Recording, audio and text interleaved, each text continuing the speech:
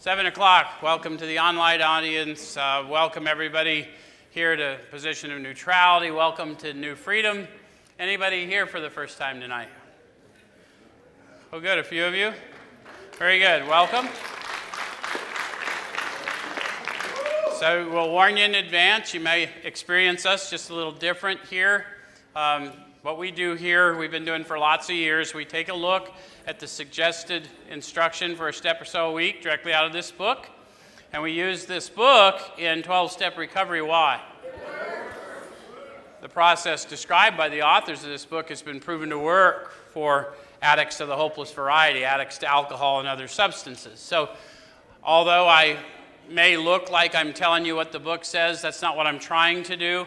What I'm trying to do is show you how I find what it says to me and encourage you to have your experience with it. And if we both do our job, we'll share a spiritual experience in this room tonight, because as we like people to understand that the power we come to believe in here is tangible power. This power we call God is tangible. It's relevant, it's sensory, and it will inform you. And our consciousness raising exercise that is the steps is to prove that fact to you through you.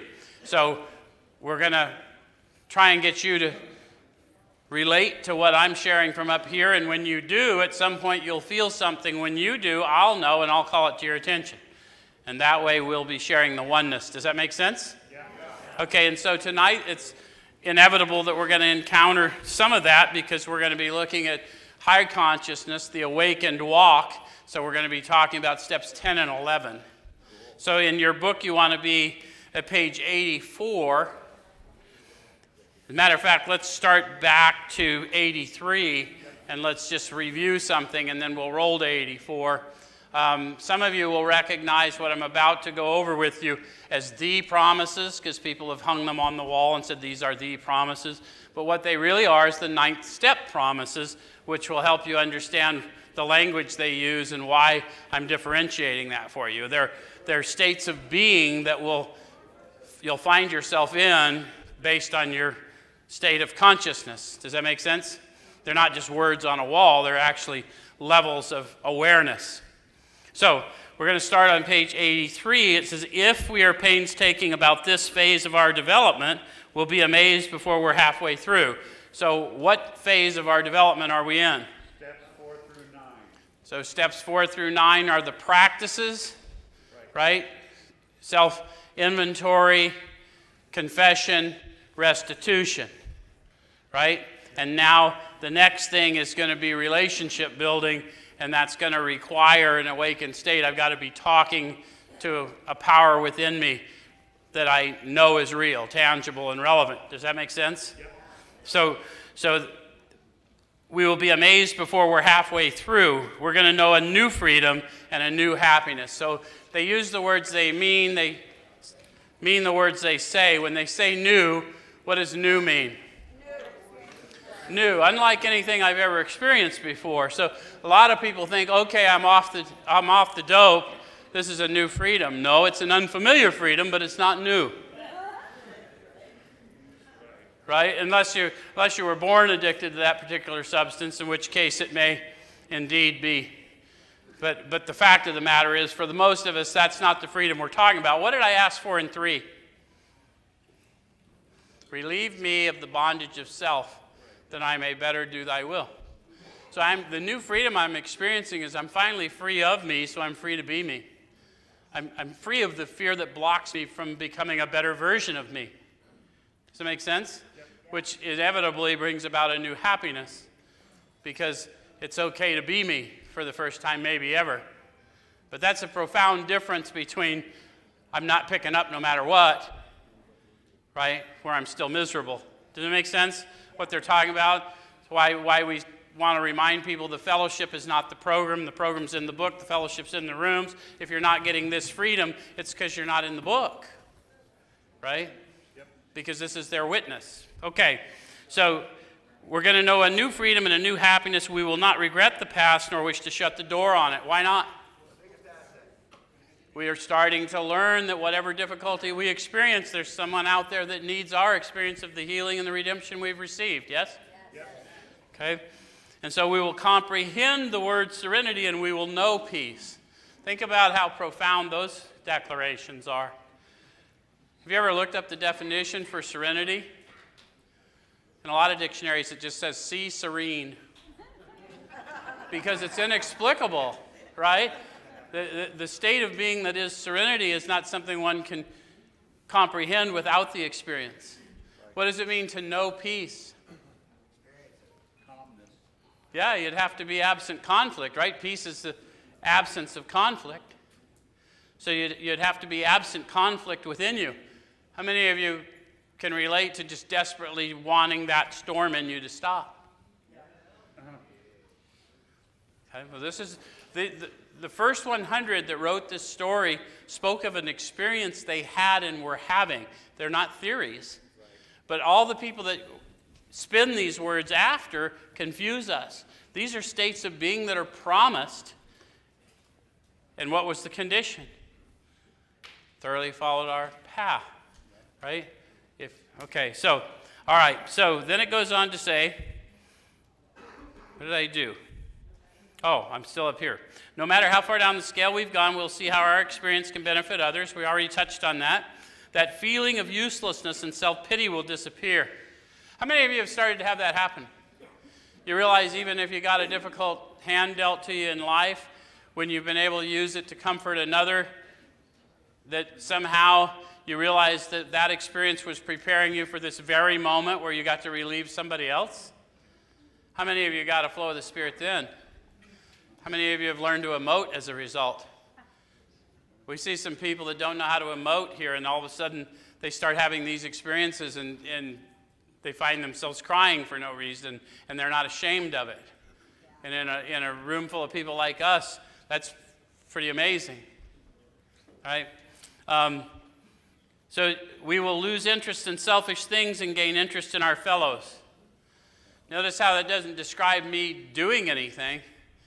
I'll just lose interest in selfish things. I'll be redirected. How many of you have found that happen? I think we talked about it last week, didn't we?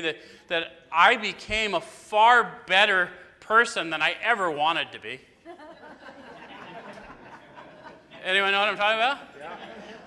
So I didn't have a hell of a lot to do with it because I would have not known how to write the specification for it. Self-seeking will slip away. Our whole attitude and outlook upon life will change. How does that happen?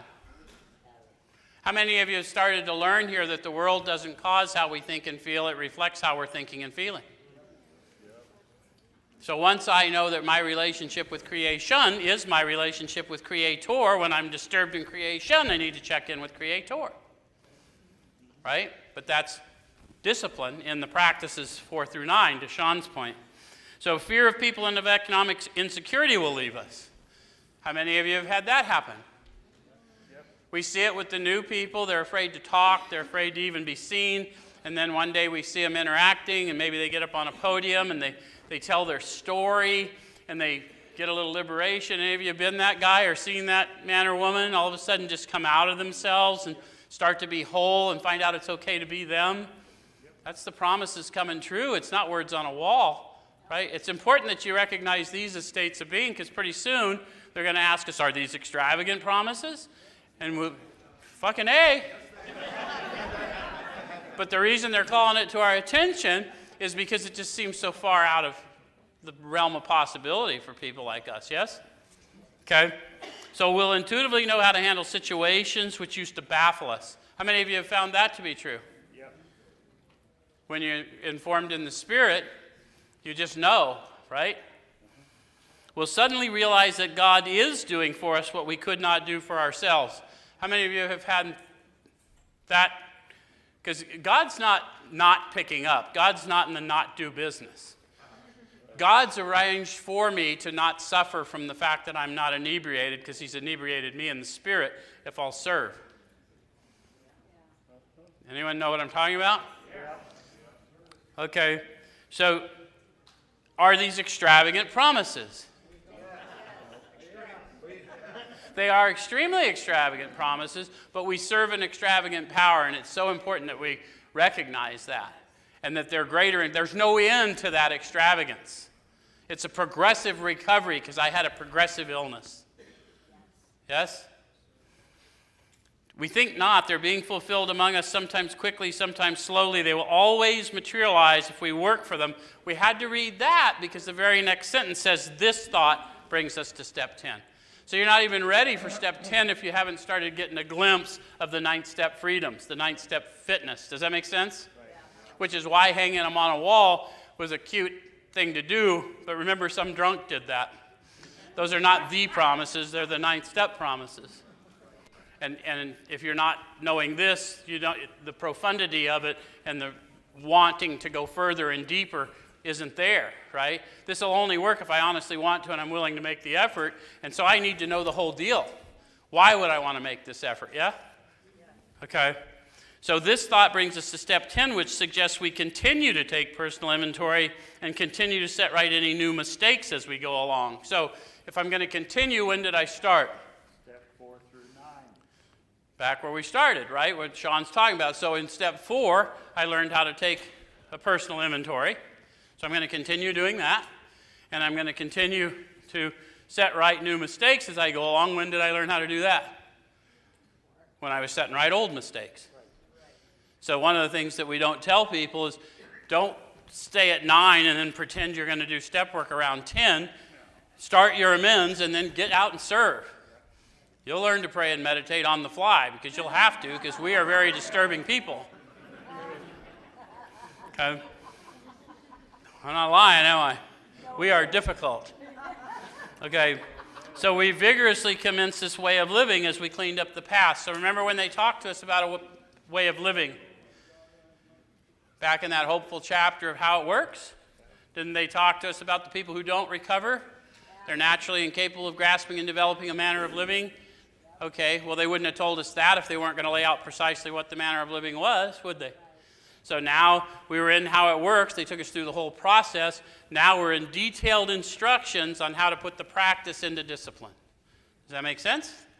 So it goes on to give us a promise right away. We have entered the world of the Spirit. Notice how it doesn't say we might have, some of us have. We have entered the world of the Spirit. What's it like to have entered the world of the Spirit? Come on, I know a bunch of you guys are steppers. You're working with people. What's it like? You don't have to make it up. How many of you know the 9th step promises as states of being? Yes. Not regret the past. Fear of economic insecurity has left you. Not that you haven't been financially insecure, you're just not afraid of it. Yeah. Anyone know what I'm talking about? Yeah. Dude, most of us around here have been through great economic insecurity. I sure as hell have, right? And I don't fear it. Why? Because I've grown in consciousness. I know whatever I'm going through, it's for purpose. I don't have to see the purpose now to know it's coming. Right? Okay. So our next function is to grow in understanding and effectiveness. Understanding of what? Effectiveness at what? Understanding of the steps and effectiveness at doing.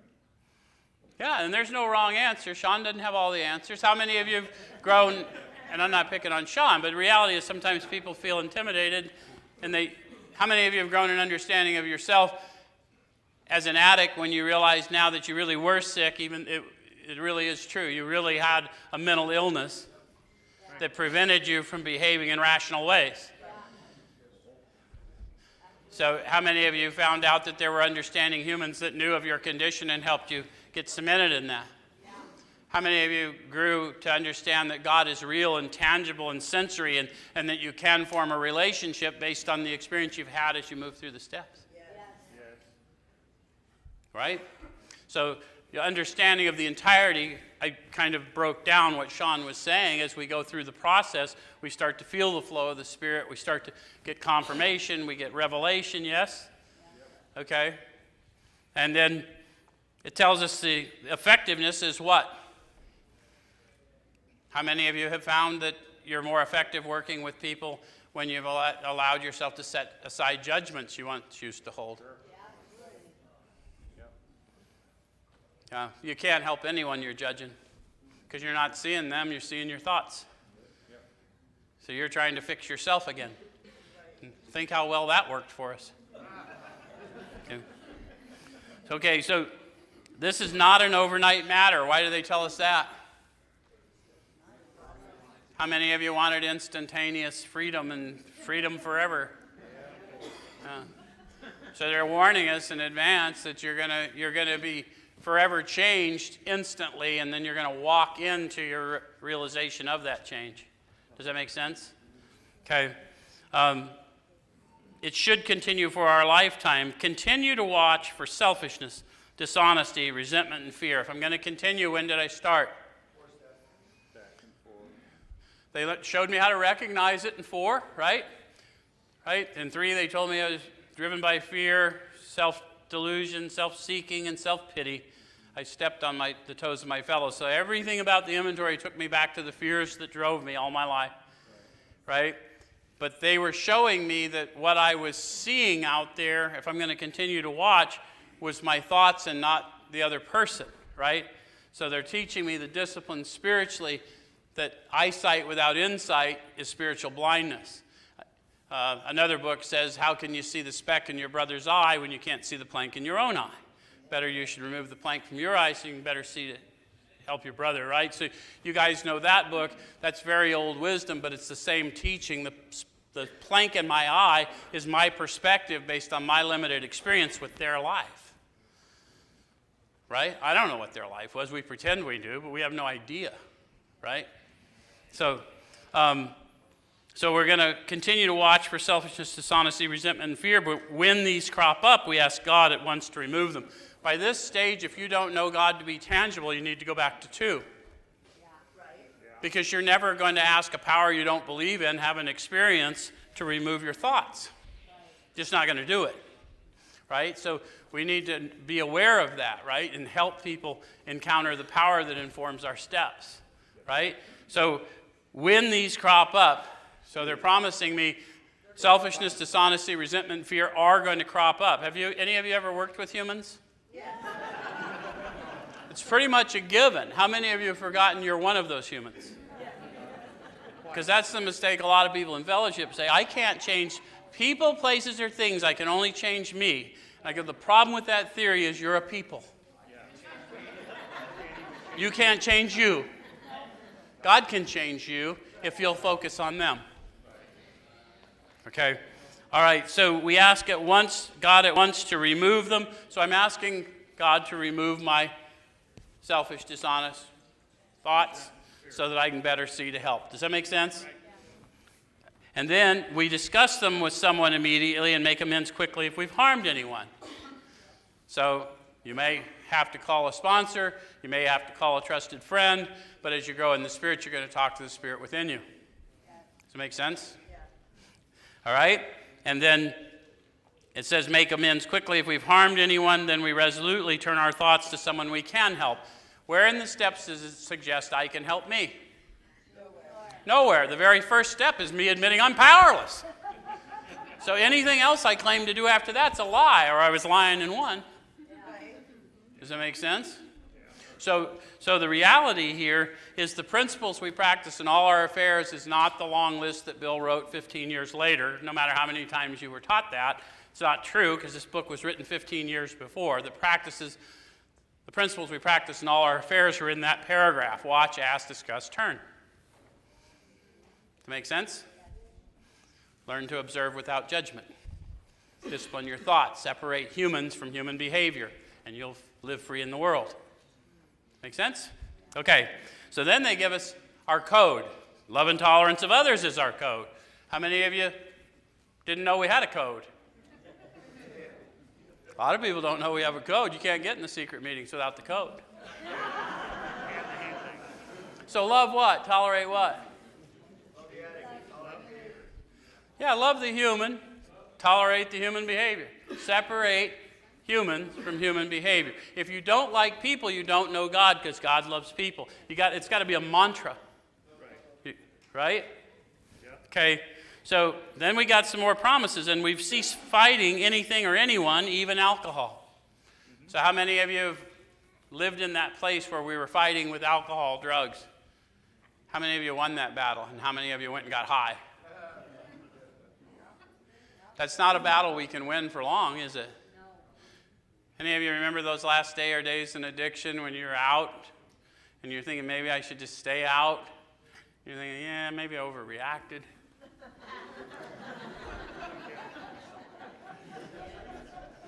So if I'm fighting with it for long, I'm not going to win, right? Okay, so what they're talking about is a state of being where that's been removed. I've ceased fighting with anything. Because, see, it isn't just the drug addiction. The drug addiction was the way I tried to manage an unmanageable situation, the human condition. Uh-huh. And so all areas of my life where I'm trying to control things causes me to fight. But things are what they are, right? Yeah. Okay. For by this time sanity will have returned. So what is insanity if sanity's returned at this point? Taking a drink knowing you're an alcoholic. Yeah, that's very baseline, right? But as you grow in the Spirit, and drinking isn't really the main issue anymore, and it's all control is the issue. You ever notice that in the book? The idea that he will control and enjoy his drinking is the great obsession of every abnormal drinker. Right. But they expect you to get sober, so the next time you read the book, the idea that he can control and enjoy his thinking is the great obsession of every abnormal thinker. Right. And as you grow in consciousness, you'll realize the mind attacks. The mind attacks your identity, or that mind attacks the other people you're interacting with identity in order to confuse you so that you'll act less than divine. Yes. Any of you ever had that experience? Yeah. Okay. So insanity, according to these people, is an appalling lack of perspective, the inability to think clearly. It sounds more fit than... Does it fit? I mean, we used to hear people all the time give the definition, doing the same thing, expecting a different result. That's not true for addicts and alcoholics. No. I did the same thing, expecting no different result. Right. This is going to suck. Watch. Anyone know what I'm talking about? I had no expectation of it turning out better. I just knew if I could get to the dope house, I could feel different. Yeah. Okay? So, we'll seldom be interested in liquor. If tempted, we'll recoil from it as from a hot flame. We've had an extra cool summer here in Phoenix, so I can't use that example as easily when it's been nice out. But have you ever leaned on your car on a 115-degree day? Yes. Did anyone have to remind you that was hot, you should get off, or did you just sort of... So what they're telling us is in a fit spiritual condition, we'll react sanely and normally.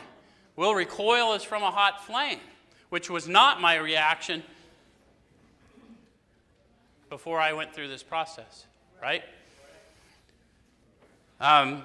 It says we react sanely and normally. We'll find this has happened automatically. How many of you were amazed when that obsession lifted and you really didn't do anything? It just was gone.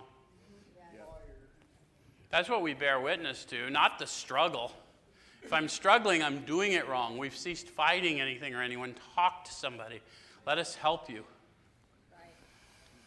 We'll see that our new attitude toward liquor has been given us without any thought or effort on our part. It just comes. What is your new attitude toward liquor?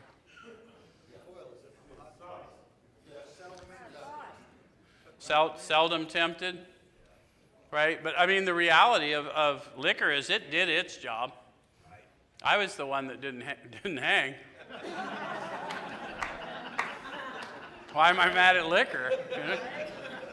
And I understand other people's journey through it, right? Yeah. It just comes. That's the miracle of it. We're neither fighting it nor are we avoiding temptation. We feel as though we've been placed in a position of neutrality, safe and protected, in the name of this meeting. For the scientific minds. Think about this. If I'm not tempted, if I'm not reacting to the world the way I used to react to the world, at the cellular level, I'm action-reaction. Yeah. Every fiber of my being is operating in this world in the atomic equation of action-reaction. When I'm able to be kinder than I feel like being, when I'm able to not react to some situation, have I not been raised above the laws of this world? Even from a scientific perspective. So that's what it feels like. How many of you have discovered that you are capable of being kinder than you feel like being? Can't do the work we're called to do unless we're kinder than we feel like being, right? Okay. So We've not even sworn off. Instead, the problem has been removed. What's the problem? It depends on where you are in growing up in your awakening, right? Because you wind it back. Self-delusion, self-seeking, self-pity driven by fear. When you chase it all the way back to fear, what did I have? I had a fear problem. Which is why abstinence didn't work. Because I wasn't abstaining from fear. I was abstaining from spirits. I can't solve a spiritual problem without a spiritual solution. Right? Okay. So, we've not even sworn off. Instead, the problem has been removed. It does not exist for us. We're neither cocky nor are we afraid. Do you see how they're clearly talking about a state of being? Like I find myself in a fearless state. I'm neither cocky nor am I afraid. Usually when I'm working with somebody and I'm tapped into the Spirit and it's just flowing into me and it has nothing to do with me. And I know it has nothing to do with me. Even if they think it has to do with me, I know it has nothing to do with me. Right. But those are states of being. They're fleeting, right? So the idea is to stay awakened as much as you can through the disciplines, yes? Yeah. Okay. So that is our experience. Now notice the word they used. Who is, when they say that is our experience, who are they talking about? The first 100. It's so important. Don't take your advice on program from people in the modern fellowship. These are the people, they have witnessed and they agreed on every word. We shouldn't change it. Am I aligned with that or not? Right? Okay. That is how we react so long as we keep in fit spiritual condition. So if I want to know if I'm in fit spiritual condition, what would I do? One question. Am I fighting anything or anyone? If I am, there's something the matter with my spiritual status. Better talk to someone, better talk to God, better do something. Go find someone to help. Right? Yep. All right, so it's easy to let up on the spiritual program of action and rest on our laurels. How many of you understand what they're talking about? You think most of the little issues that you got in your life aren't worth bothering God with? He handled that addiction thing. I'll just take care of this career deal. Sounds silly when you say it, but we all do it. Right? So it's easy to let up, but the conscious relation is practicing these principles in all my affairs. If I walk around in an awakened state, the likelihood that I'm going to get attacked in a successful way is less. Yes? Yeah. How many of you get attacked in your mind, but you're fortified and you don't respond? How many of you have been surprised and responded really badly? Okay. So we know this. All right. So we're headed for trouble if we do, for alcohol is a subtle foe. You got to get it, guys. We don't treat a substance abuse addiction here. Freedom from that is a byproduct of growing in the Spirit. We treat a control addiction here. And the only substance powerful enough to overcome a control addiction in the known universe is faith. Faith is a substance of things unseen. You may not believe it, you may not like references to biblical teaching, but I'm telling you, it's the reality. Faith is the way you overcome your control problem.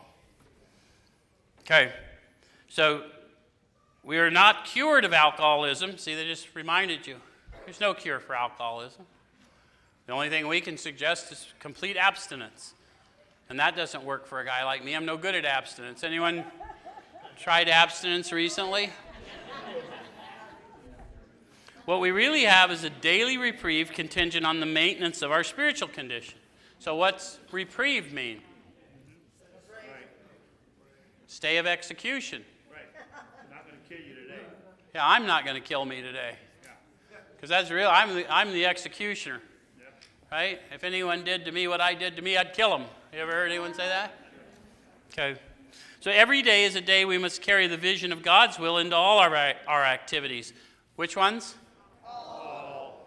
So they're telling me that we can carry the vision of God's will, right? And they tell us how they do it. Does that make sense? They didn't just leave us with it where you go, okay, so how do I get God's vision of God's will? Well, here's how you do it. How can I best serve thee? Thy will, not mine, be done. Now, you may not talk in King James language, so you may not be quite that flowery, but reality is, God, what are you showing me? Please direct my thinking, especially to be divorced to self-pity, dishonest, self-seeking motives. Whatever you can do that doesn't offend your trip meter over religious stuff, understand God's real. Understand that's tangible. If you don't know that, we need to take you back to 2 and get you an encounter. And then once you know that, then all of this stuff starts to make sense. Notice there's the not mine in there is in brackets, because the illusion that there's a will apart from God's goes away when I awaken. There's simply God's will and my disagreement with it. That's it. That's all there is. Anyone knows what I'm talking about? I don't want it to be this way, but nonetheless, this is the way it is. So would you like to get a different perspective, or you just want to fight all the way through it, Joe? Okay. So these are thoughts which must go with us constantly. Why do they got to go with me constantly? Because I get I'm in a sensory world and things come at me. How many of you have just heard someone talking and were sure they were talking about you? Apparently I'm with kindred spirits. Most of them don't give a shit about me, but I know they're all talking about me. Okay, so these are thoughts which must go with us constantly. We can exercise our willpower along this line all we wish. It's the proper use of the will. Remember when they told us we're going to turn our will and our life over to the care of God? I don't want to turn my will over to God. Any of you ever had that? Yeah. Okay, well, God doesn't want your will either. He wants it properly aligned so that you can serve. He's not looking for leaders. He's looking for followers, and God's followers are inevitably leaders of men. That's just the reality. So what we've got to learn to do is get our limited perspective out of the way and start walking in infinite perspective, yeah? Yeah. So I'll show you by the end how that delusion of a will apart from God's goes away. Much has already been said about receiving strength, inspiration, and direction from Him who has all knowledge and power. So what did they tell us? They said much has been said. When did they start talking to us about all knowledge and power? There are several references. There's one who has all power. They told us in step 2 that they began to sense the flow, and we got this new sense of power, peace, happiness, and a sense of direction flowing into us. Right? So they have said quite a lot about that flow of the Spirit. By this stage of your development, you're experiencing it, so you're not thinking in theories. You're not talking to theories. You're talking to power, yes? Yes. Am I talking to people that I know? And if you're confused and you think, why that's not happening for me, grab some of us and let us help you. Because if you ask for an introduction to this power, we won't have any say in it. You'll get an introduction. Right? It'll happen. If we've carefully followed directions, we have begun to sense the flow of His Spirit into us. So at this point, you should be becoming aware on the fly that there is something greater than you operating through you. Yes? We talked about willingness being divine power. It's flowing through you, but it's not of you. How many of you were unwilling to do anything for a long time, and all of a sudden you had this new willingness and you were doing things that you'd patently rejected? Yeah. What is that? But God, I didn't will that. In fact, I'm a better guy today than I ever wanted to be. Not that I'm any prince, but I'm a lot better than I ever wanted to be. Yeah. Anyone know what I'm talking about? I never, ever had this aspiration. Anyway, to some extent, we become God conscious. So they're telling me the awakening conscious, God conscious, is the awareness of being aware of this power in and through me. Yeah? So to some extent, sometimes quickly, sometimes slowly, right? Depending on how deep I'm diving, how much worldliness I'm clinging to. How many of you have been in recovery a while and you realize that you stay fairly worldly for a while and then you go, man, this is not comfortable anymore. I need to dig deeper. So you know what they're talking about, right?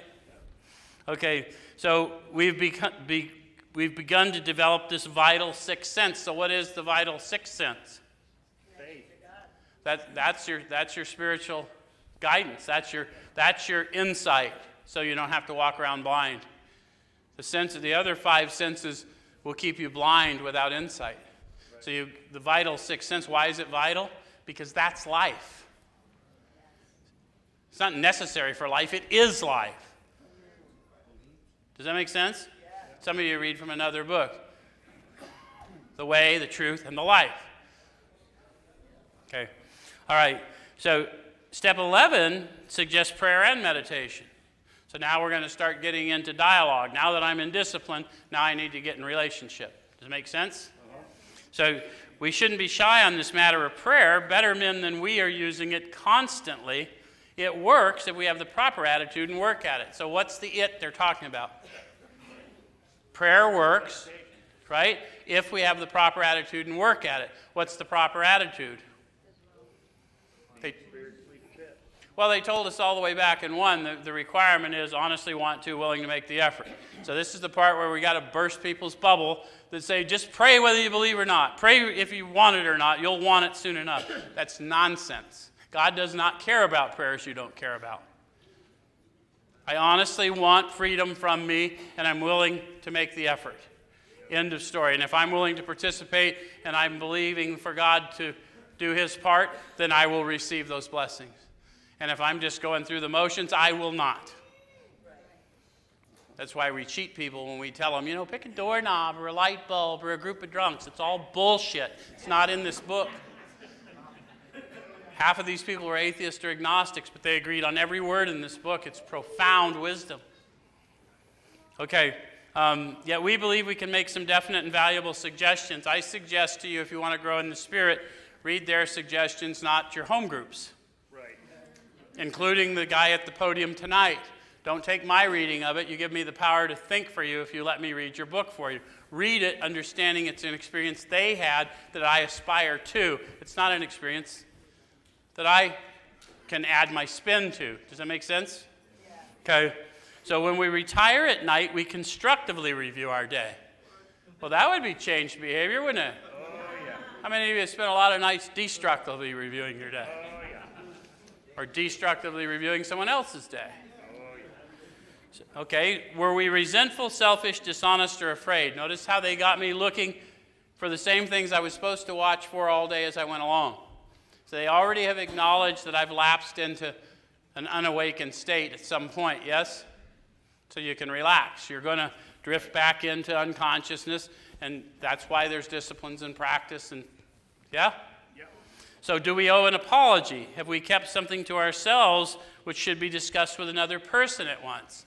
Where's my people that are working with people? Anyone in here working with? Okay, do you get your people to call you when you get them to this point every night and kind of do the review with you to get in the habit? You guys that don't do that, do you know why those of us that do it? Because it makes us do it.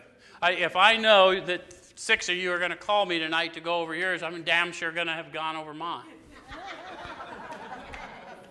Why do we work with others? Because they drive us through our steps. They drive us through our disciplines. And if you do it for 30 days, it'll become a habit. You'll see the benefit, and you won't have to do it anymore. And if you don't do it for 30 days, then you never saw the benefit, and you're just going to have to, sometimes quickly, sometimes slowly. Right? If you want the promises, do the work. But the work is about relationship and then service, right? Yes, right. Okay, so have we kept something to ourselves which should be discussed with another person at once?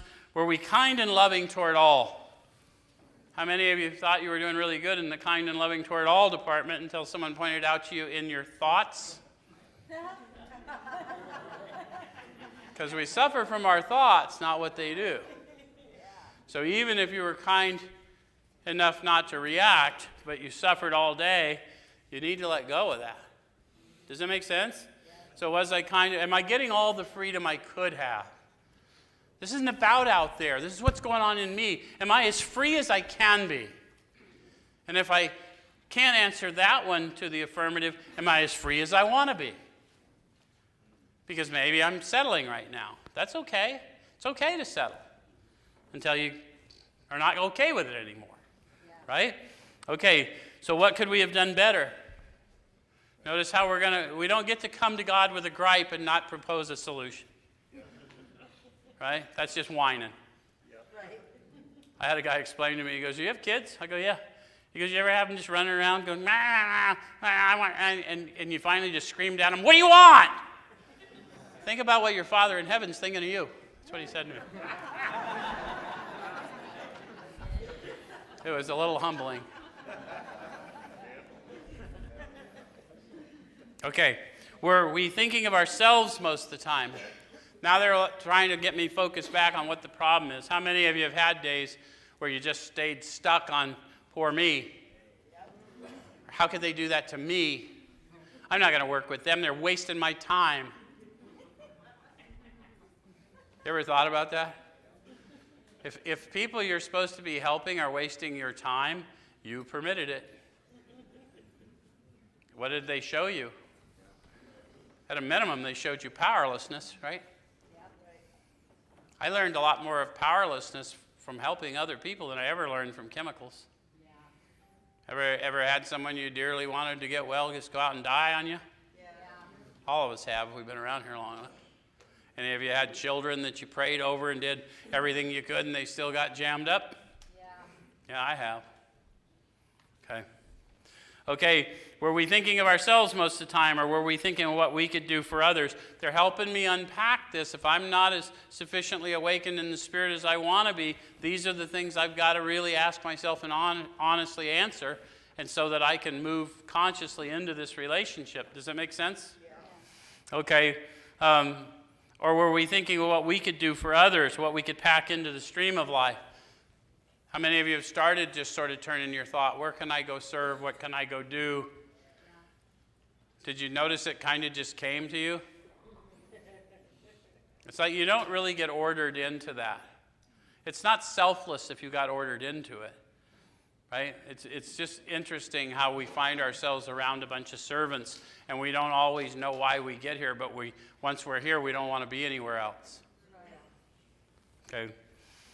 But we must be careful not to drift into worry, remorse, or morbid reflection, for that would diminish our usefulness to others.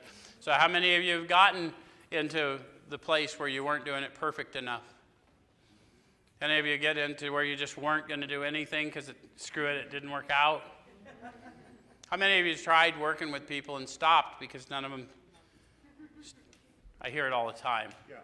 So where's my sponsors? One more time. How many times have you wanted to give up because no one was getting it? Yeah. All of us. And it's the only one that needs to get it is me. I'm not the healer anyway. I'm the vessel. Right? After making our review, we ask God's forgiveness and inquire what corrective measures should be taken. I won't do that if I don't know God's real. And I won't ask for forgiveness I think I can give myself. I hear that all the time. I got to learn to forgive myself. Okay, good luck with that. Forgiveness is a divine act. You don't need to forgive yourself. You need to believe in the one he sent. You're already forgiven. What you need to do is become an instrument of that forgiveness. Because everything you went through was for a purpose. And if you start serving, you'll know that. Okay, on awakening, let us think about the 24 hours ahead. So awakening from whatever. Sleep. Yeah. We consider our plans for the day.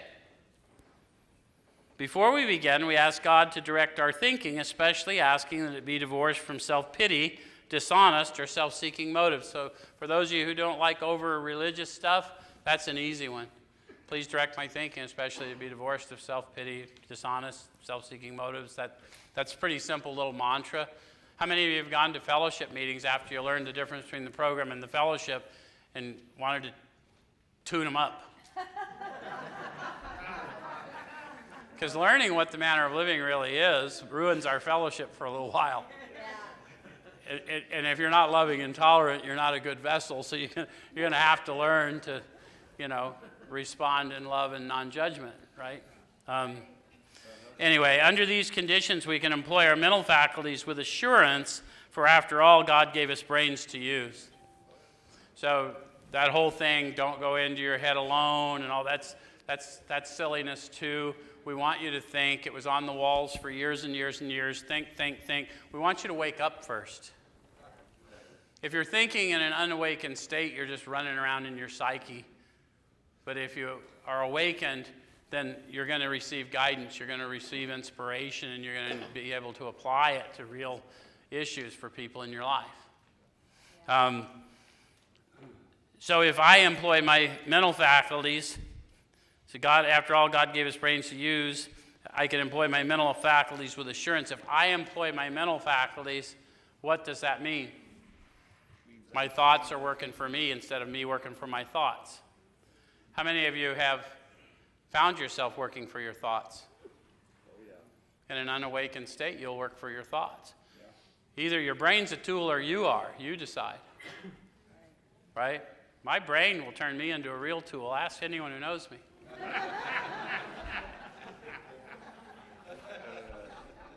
So you guys that know me well are laughing too hard. Back it off. Okay. Our thought life will be placed on a much higher plane when our thinking is cleared of wrong motives. So our thought life is where humans live out their whole life, which is why we've got to be careful about our perspectives, because we'll paint a perfectly happy situation into a terrible situation based on what's going on within us, right? And our whole life's lived out up there. So I'll paint the whole world I live in with a bad perspective if I'm not careful. Because if you want to go out and find evidence of shitty stuff, it's not hard to find. Okay. In thinking about our day, we may face indecision. That ever happened to you? Yep. So now they're talking to you about what their manner of living looks like on the fly. Earlier in the book, they were talking about a past tense experience. Now they're talking about a present moment experience. So they may face indecision, and would it be nice to know what they did to maintain their conscious walk? Okay, so it says, we may not be able to determine which course to take. Here, we ask God for inspiration, an intuitive thought or decision. So they didn't just tell you what they did, they told you how they experienced it. And we don't help people with that. This isn't about sitting in a room with a gong. You can do that, but that's not AA meditation. AA meditation is on the fly, as I go along, staying free and awake in the world. It isn't going to a room and thinking about lotus blossoms or any of that. That's all perfectly good practice, but it's not AA practice. Do it in addition to. Does that make sense? Yeah. And so I'm going to experience it as an intuitive. Here I ask for inspiration. God, inspire me, and it'll come to me as an intuitive thought or a decision that I couldn't make a minute ago. How many of you have had that experience? Because you stopped to pray. Because it was looking a little dicey, right? I'm about ready to go off here, God. You might want to, do something. And then all of a sudden I knew, yes? Sometimes the instruction is to be still. Sometimes the instruction is to be kind, be patient, be loving, be silent, be whatever. Yeah. And sometimes we're just acting forward. Maybe we're just giving a hug, because there's nothing to be said. Yeah. Right? Okay, so we relax and take it easy. We don't struggle. How did they learn that? By struggling and having more, because I'm still trying to fix that which I can't fix. God is doing for me what I can't do for myself. God quiets the storm, right? This is power to philosophically comfort me. It's one of the most profound things they talk about. If they could make a drug that had the power to philosophically comfort us and not have the consequences of the drugs we use to philosophically comfort us, they'd be trillionaires. But this one's free. All you got to do is grow into who you are and whose you are. Okay, so we're often surprised how the right answer comes after we've tried this for a while. So how many of you are growing in the Spirit and it's like, I'll be damned. It really does work. What used to be the hunch or the occasional inspiration gradually becomes a working part of the mind. They're warning us, guys, you're changed instantly, but you have to act your way into better thinking. So once you learn the practices, you're going to discipline yourself in the practices, and as you walk it out, you're going to become better. But if you're expecting to instantly not be driven by everything that always drove you, I'm sorry, it's just not the way it works, and they record it for us that way. That's why they got a chapter into action rather than a chapter into thinking. Right? You'll act your way into better thinking. Yes? How many of you have found that to be true? Right. By employing disciplines as you are ready. Okay, so being still in experience and having just made conscious contact with God, it's not probable we're going to be inspired at all times. Why did they warn me about that? Because they did it. Well, and I want to be inspired at all times. That's the way I used. I am inspired. Yeah. More. Anyone know what I'm talking about? No matter how sick I was inspired. So I'm not going to be inspired at all times, and that's why all these promises are here. For when I'm uninspired or I feel forgotten, the promises are there that, I'm going to be free. I'm going to have a new happiness and new freedom. In the last analysis, it's only there that he may be found. I got to go inward, not outward. I got to quit comparing myself to others. All those things, yeah?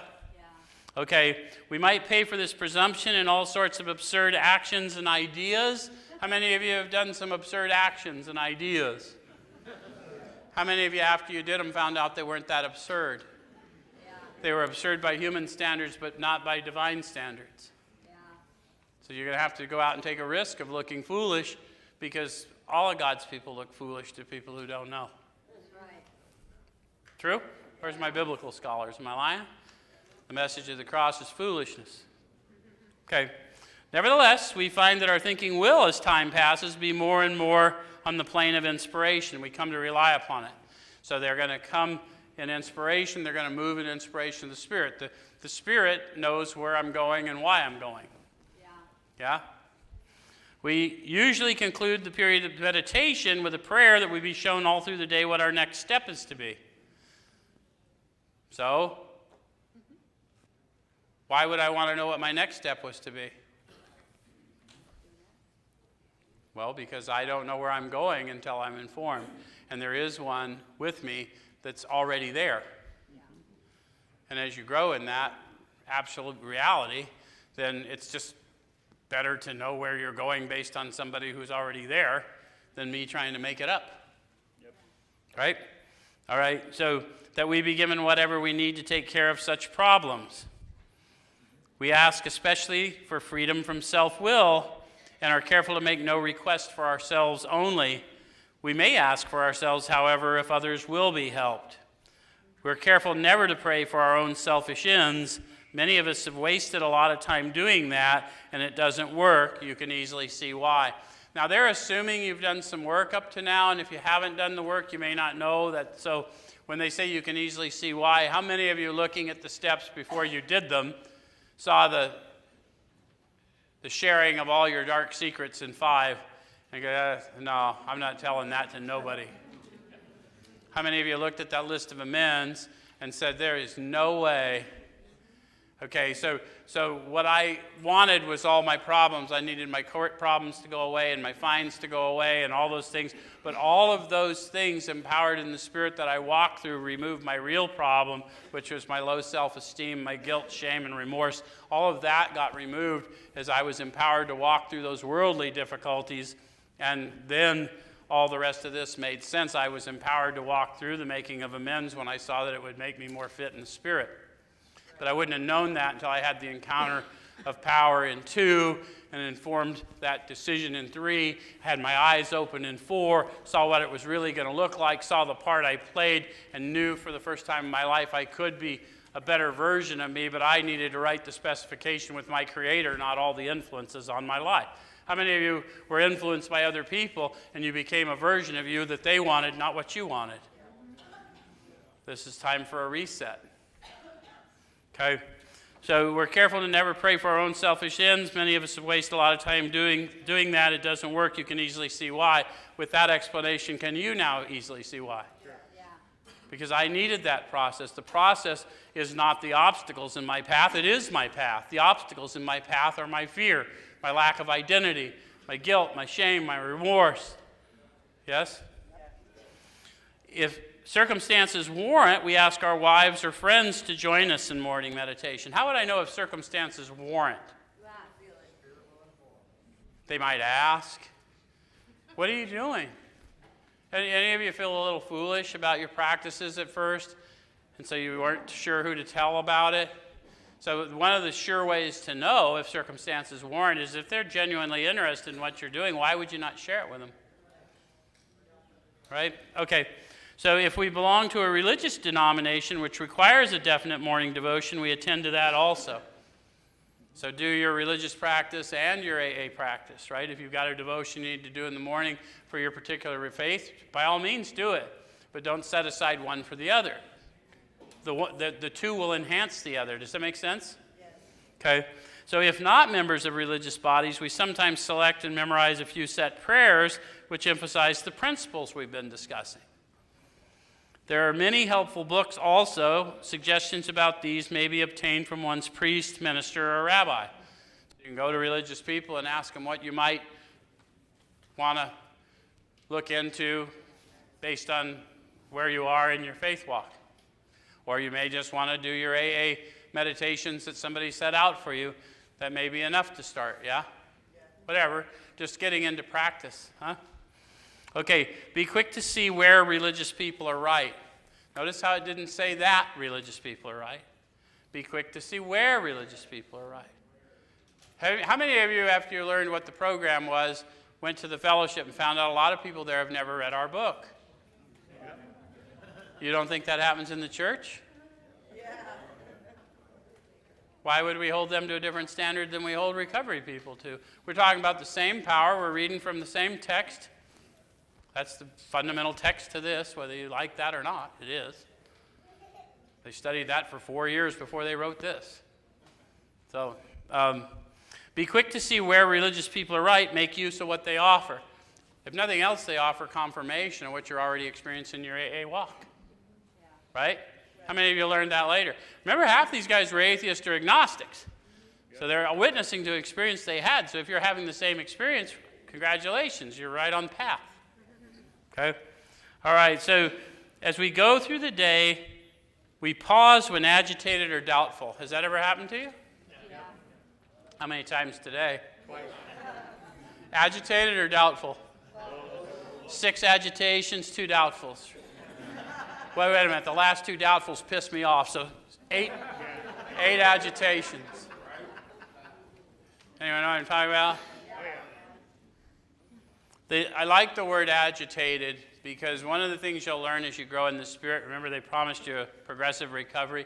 Sometimes agitation isn't rage, it's just a gentle stirring. You know, in your washing machine, the agitator is just a cleansing turn. So sometimes you're walking past miracles that were meant for you and you're not paying attention. And so you want to get into discipline when agitated because it may just not be a storm within you, but a stirring within you. Does that make sense as you grow? How many of you have had that happen? Some of you are acknowledging, oh, that's happened to me. How come no one explained that to me before? Well, because we were ready to hear it now. Okay, so when agitated or doubtful, and ask for the right thought or action. So that's why we've got to start growing consciously in the Spirit. I got to learn to ask right away, what are you showing me? Right? Rather than just assuming I always know. Right. Okay? We constantly remind ourselves that we're no longer running the show. Why constantly? Because we do. We walk around telling everybody, I live in my truth. Well, it'd be better if you live in the truth. But okay, let's try my truth for a minute, right? So we're not saying don't think of yourself well and highly. We want you to know who you are and whose you are, but be mindful of the fact that there's my truth, and then there's your truth, and then there's the truth. I want to be in the truth because that's where I'm free. Okay? So humbly saying to ourselves many times each day, thy will be done. Notice how I promised you would see it without parentheses, no more not mine, because by now the illusion's gone. By now I'm getting ready to go out and serve because I'm awakened to who I am and whose I am. Right? Okay, so we're then in much less danger of excitement, fear, anger, worry, self-pity, or foolish decisions. How many of you would like to be in less danger of those? Because those things stop us from being effective, don't they? If I'm afraid of foolish decisions and anger and I'm so busy fighting illusions, I don't do anything. Okay? So we become more and more efficient. We do not tire so easily, for we're not burning up energy foolishly as we did when we were trying to arrange life to suit ourselves. How many of you found that out right away? Any of you new in recovery all of a sudden could go to jobs like more than one day in a row? Could make a commitment and keep a commitment, things that seemed impossible before. So all of that is a progressive experience, isn't it? Yeah. Okay? So it works. It really does. because they're still trying to convince us of their own experience because it seems so unbelievable even to them. Look at the earnestness there. It works. It really does. We alcoholics are undisciplined, so we let God discipline us in the simple way we've just outlined. So what did they just outline? Watch, ask, discuss, turn, pray, meditate, pray, pause when agitated or doubtful, pray, meditate, pray. Yeah? But this is not all. There's action and more action. Faith without works is dead. The next chapter is entirely devoted to step 12. One more thing. Saturday nights, everyone is welcome to come to the Recovery Church service. If you're members here, your family can come. And if you're from the public and you just want to come to a different church service, Chaplain Lee is many, many years a chaplain in the prison system in Arizona, and he comes, he knows who our population is, he believes in people with flaws, and he ministers to us. So please come check us out Saturday at 7. Thank you very much.